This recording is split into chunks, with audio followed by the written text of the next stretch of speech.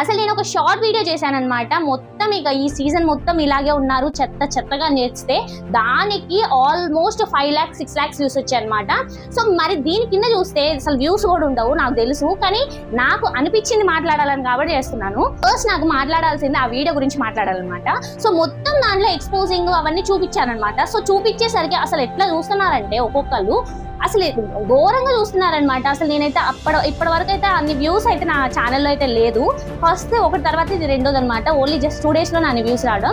అసలు తప్పు వాళ్ళల్లో ఉందా మనలో ఉందా చెప్పండి. సో చూపించడం వాళ్ళ తప్పు అయితే చూడడం కూడా మన తప్పే కదా. సో నేను ఇవి నార్మల్గా బుర్కాలు వేసుకొని ఇంత వీడియో చేస్తున్నా కూడా ఒక్క వ్యూ లేదనమాట నాకు లిటరల్లీ.